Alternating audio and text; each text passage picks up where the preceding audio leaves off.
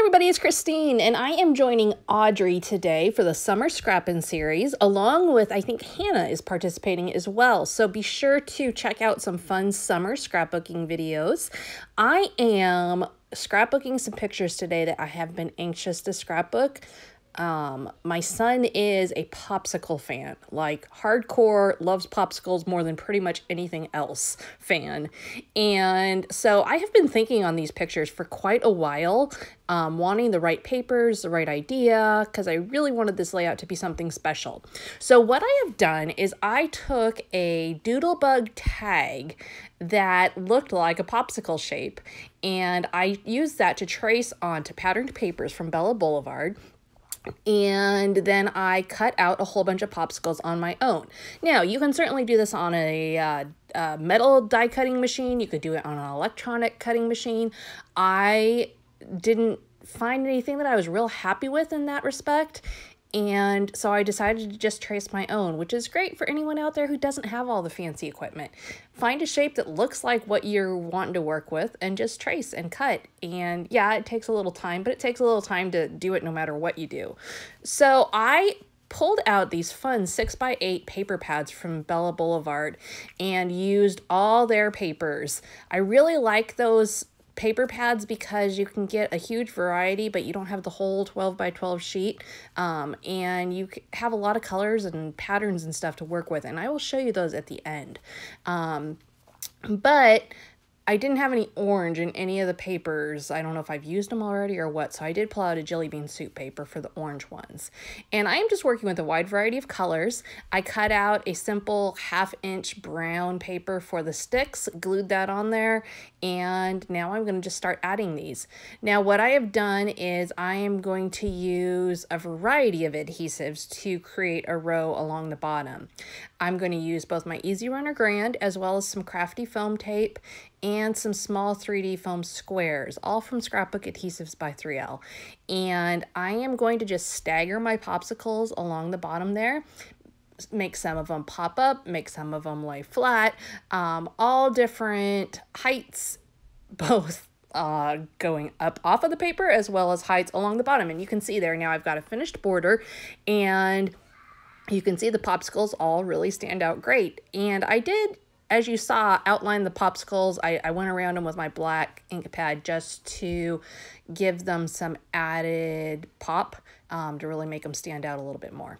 Now, the next thing I'm going to do is take this word popsicle that I cut out on my electronic cutting machine, and I'm going to back it with patterned papers.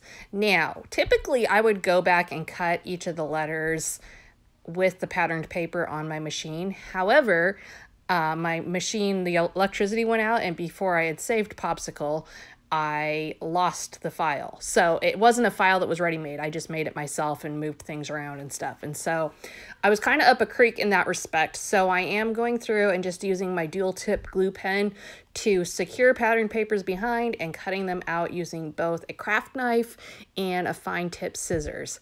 Definitely makes the process longer.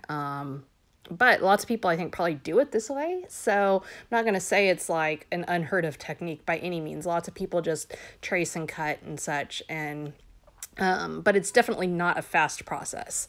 But I wanted a big, bold title, so we're going to make it work. And as you can see, it just, you know, you go step by step, add a little bit of glue, then cut a little bit out.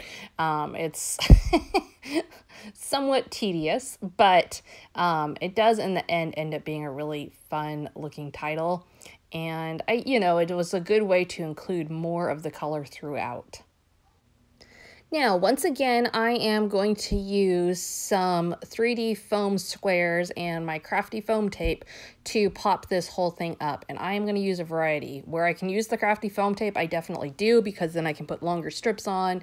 I have less to pull off at the end, but some spots need the little 3D foam squares and some spots need the bigger 3D foam squares. So you just make do with what you've got, and I am going to put that on so the whole thing is nice and popped up, Part of why I wanted it popped up is because of the white border on the edge. I wanted that to stand out a little more, and also because I wanted to tuck my pictures in.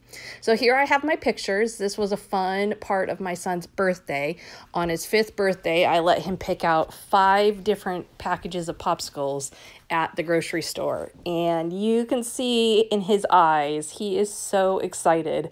And so I wanted to show a picture of him holding all the popsicles, but I also wanted to show one of him standing in front of the popsicle aisle, or whatever you want to call it, and checking things out. So I tucked a little tag in there behind. First of all, I like the whimsy that the string coming from the tag adds, and I also like that it brings in the brown from the popsicle sticks down below. I wanted to pull in some softness to the whole layout. I'm going to use these chipboard letters from Bella Boulevard also, and I'm going to just add Mr. So I have the title then Mr. Popsicle. You know, just kind of a cute, fun little play on words. A lot of things you could have done with the word popsicle, but I decided Mr. Popsicle was kind of fun. Now I'm going to go ahead and cut out another 1-inch strip in that same brown that I did the popsicle sticks in, because I, again, want to bring some more of that brown up to the top. So what I'm going to do is I'm going to just take my fringe scissors and turn this into a fringe border. Now, if you don't have fringe scissors, this is really easy to do on your own. Just go along and snip every about 1/8 an inch all the way across, and you've created fringe. You certainly don't need the fanciness of these scissors. I've had them for probably about a decade now. I'm not even sure that they sell them too many places anymore, but they are kind of a fun way to just add a little bit of interest and texture to the layout without having to do a lot of work.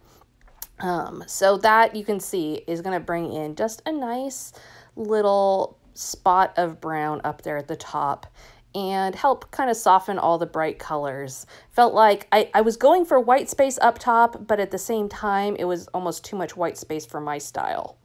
Now, the next thing I'm going to do is just tuck one more of those popsicles in up there, because now I want an added pop of color.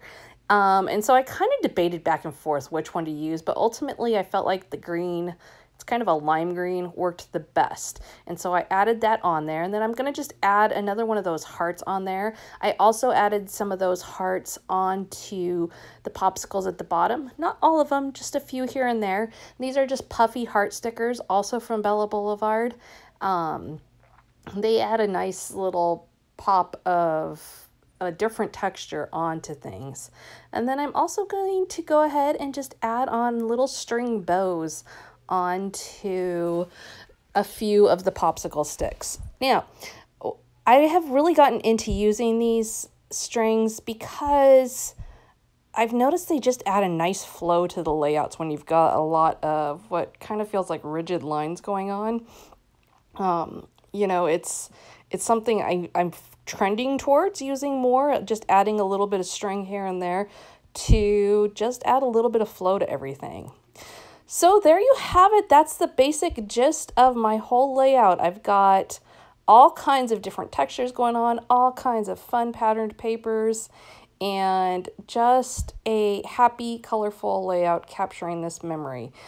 Do be sure to stop by Audrey's channel and Hannah's channel to see what they are up to. Audrey's on day 5 of this series, so she's got lots of inspiration for you to check out.